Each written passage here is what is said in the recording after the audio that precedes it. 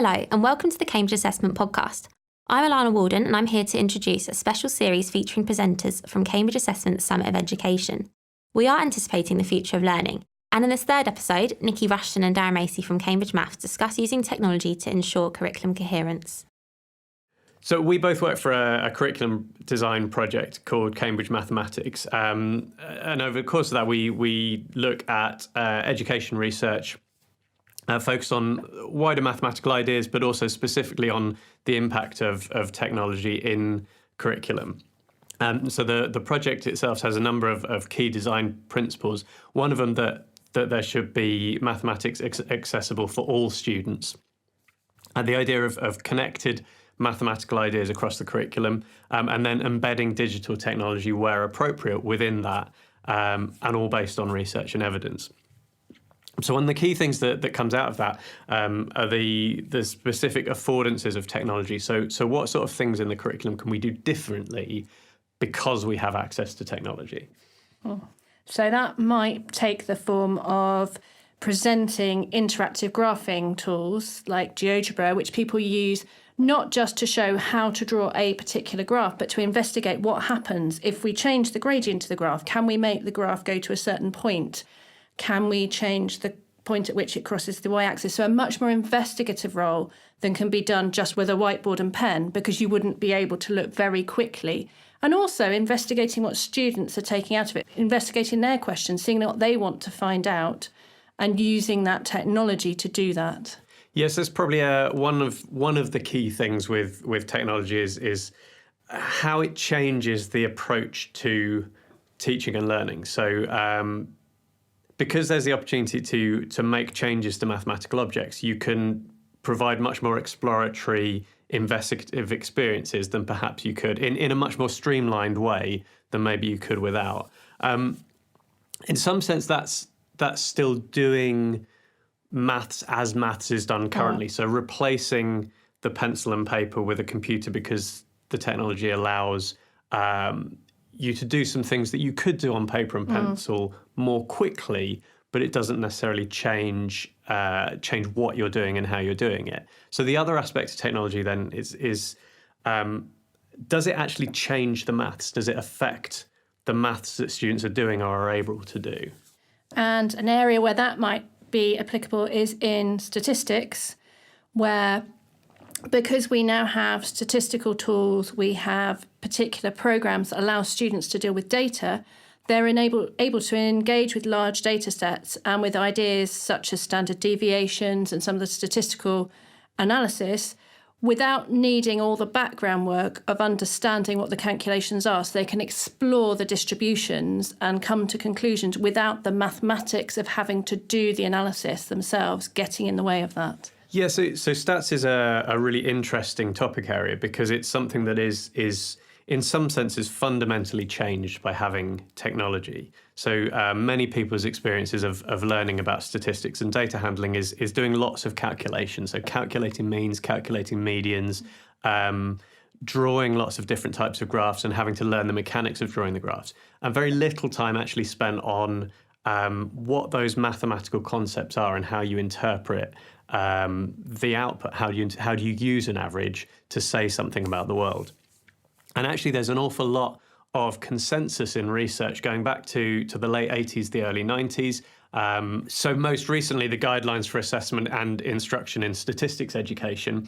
And that consensus has kind of said throughout, what we need to do is less of these kind of statistical calculatory recipes that students have to learn by rote, and much more investigation and analysis of data and exploration of kind of contextual real world data. And actually without the computers, without technology, that's very, very difficult. But as soon as you have access to statistical software, you can do some really interesting things and not worry about having to learn the calculations, learn how to draw the graphs by that point. I think it's important to note at this point, we're not saying that students should never engage with the calculations. It's just that the focus of their work at this stage is very different. And it might be that later on, when the students are older, when their mathematics is better, that you're able then to introduce the calculation so they understand what's happening when they're carrying out their analysis at a deeper level. Yeah, so potentially by using technology, you're actually changing the order in which you approach the subject. So where historically you would have to learn the techniques first and then interpret based on those techniques, now you can start to look at interpretation first and then learn how to do the techniques by hand later, if appropriate, because of course one of the key things is the technology is reflecting the real world. And when you go out beyond the classroom, a lot of the techniques that we are teaching students to do, they will not do when they leave the classroom. And so there has to be an assessment once you start to bring in technology of whether all of the things that we've expected them to do historically are still relevant and what the purpose is. And in some cases, it is important that we still do the pen and paper stuff. So there is an awful lot of research that suggests that early graph drawing and mark making is really fundamental to the learning process. But the key is now to learn at what point we can start to put that mark making aside and move on to using technological tools that students will encounter in the real world.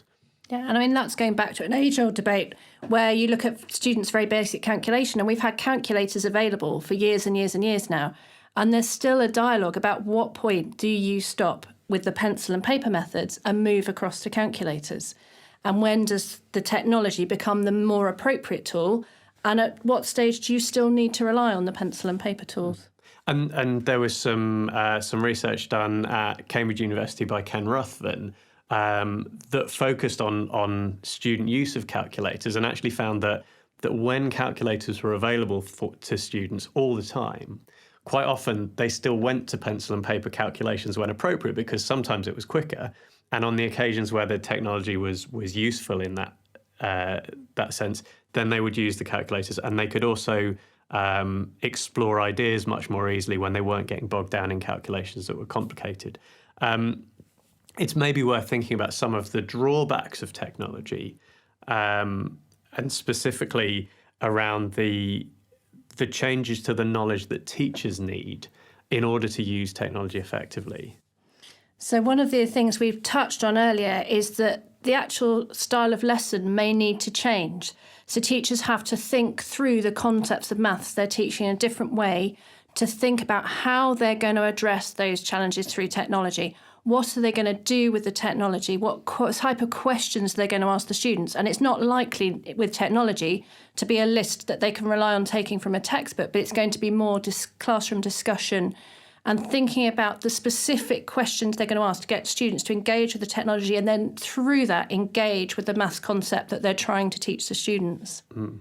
And there are implications then for how you present a curriculum that is aware of technology. So the kind of work that we're doing on the Cambridge Mathematics Project of trying to identify what are the concepts that you're trying to learn rather than the lens through which you view those concepts. So we have to try and create something that makes it clear what the conceptual underpinnings are of the maths that we're presenting, so that when a person chooses whether to use a technological tool or whether to use a more traditional method, they are specifically focusing on the conceptual maths that they're trying to develop, rather than maybe some technique where technology could become a black box because you just put a number into it and you get a result out, but there's no actual conceptual development within that process.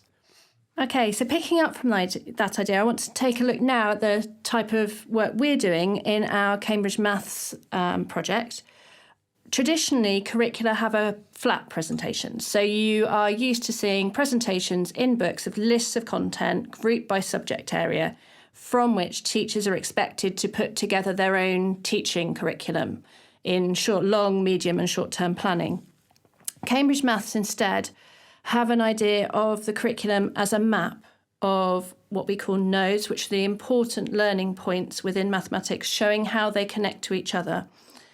The Cambridge Maths framework is a network diagram with the nodes, as I've said, connected, showing the development and progression of ideas in one area of a curriculum, but also linked ideas in other areas. So we don't have this idea that number is completely separate from algebra, is completely separate from shape, is completely separate from data, but looking how the ideas you develop in this area are linked to and dependent on and lead into ideas in the other areas. And this is something it wouldn't be possible to do on paper because it is so large and so complex to map out these ideas because they go into very fine detail.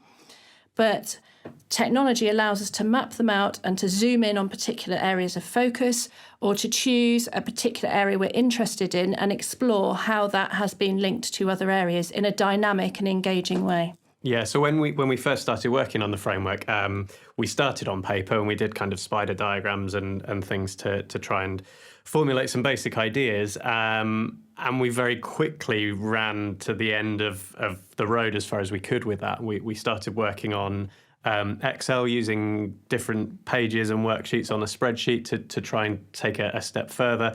But again, you still very quickly run into this wall of having to decide where you're going to put a piece of content that could go in several different parts of a curriculum. So by moving to a network graph, we don't have to make those compromises. We put content in and we connect it to other things. And the aim of this piece of software that we're developing is that in the long term, people can use it to have conversations about the curriculum that they're trying to develop. So we're not trying to make a curriculum and we're not trying to say that this is the specific content that people should do and how it should be arranged. But what we can do is we can present the entire breadth of content that students could meaningfully encounter between age 3 and 19. So that's the scope of the content we're covering. And then allow people to use that to make decisions of kind of, if I want to have this piece of content, what does that mean students have to have studied previously in order to access it? Or what does it mean they might go on to studying next? Or what might it be good to study alongside this because it has very close connections? And those kind of decisions are not easily taken in the current climate where people tend to be working on curricula where they're fine-tuning something that exists already, but the decisions of the content and where it goes in those curriculum may have taken and evolved over generations of curriculum reform. The flexibility means the framework is not just unique to the English context. It could be taken by anyone, anywhere in the world, and adapted for their own curricular content. So they could look at what they've got and they could use it to map out their own curriculum and see if they have those ideas of progression and to see if the decisions they've made about content to include and content to exclude have led to a coherent curriculum, or whether there is a gap that means students are going to struggle later on because they've missed out on a particular area of the curriculum. Yeah. And again, one of the key things going back to the technology use within the classroom is that within our curriculum framework that we're developing, we're able to highlight pieces of mathematical content that must have technology in order to access them. So, for example, there are certain ways of visualizing and interacting with functions for which it would be really, really difficult to do without access to technology. So starting to manipulate functions as mathematical objects and viewing them as dynamic objects rather than point-wise input-output type functions. And knowing that there are certain parts of the mathematical content that require technology, again, means that people can make decisions based within their context. If you know that the schools that you're working with will all have fantastic computer suites that every student can access, then great, you can include that content and you can know what that content is. If you know that you're working in an environment where actually there's very sparse access or little pockets where some students would be able to access technology and some wouldn't, well, then you can make decisions about whether to remove that entirely or think about whether there are ways to mitigate the impact and work around the lack of availability of technology. So we've had a very broad conversation around technology. We've looked a little bit at the way that technology can allow you to teach things in different ways. We've talked about how some areas of maths, it adds to the mathematics to use technology. Sometimes technology allows you to fundamentally teach something in a different way. So like the statistics, where instead of teaching techniques, we're looking at exploring data sets. And that's something that's really very difficult to do without technology. And we've also talked a little bit about how technology requires people to maybe change the way in which they teach. We've then gone on to talk about our own use of technology for our project, where it wouldn't be possible to carry on without technology because of the dynamicism that it requires in looking at the different areas of the curriculum. What we haven't touched on so much is the role of assessment in all of this. And if you look at some of the products that maybe use technology, they often mention technology as being very useful for marking, for making your marking easier. But that's only for certain types of items, and that can skew the curriculum towards what's taught. And some of the things we've talked about, some of this exploratory work, is actually very difficult to mark easily and quickly using computers. And we might need to think again about how we actually assess students on using this technology, which may mean less reliable marking going forwards in future, or completely different ways of marking and assessing how students use their mathematics. Yeah, I think it's a really important thing that when we talk about the potential sort of paradigm shifts within mathematics as a subject that is available once you start to use computer tools and explore mathematical ideas differently, that also necessitates a similar paradigm shift in the kind of items that we think of traditionally. And actually, the highly reliable type of mathematics items that people are used to might actually be a barrier in some ways for the effective use of technology in mathematics, because in order to assess the kind of things that the computer allows students to do, we probably have to move to a model of assessment, certainly for some of the assessment, that is much more like a humanity or a social science, where there's a lot more marks available for interpretation, where there are kind of levels of response, and the sophistication of the answer is more important than the technical accuracy of it. And so if we're to really incorporate technology into everything we do in maths, then we do need to certainly be aware of those things and make some significant changes in the way we assess maths and the way we think about maths as a subject.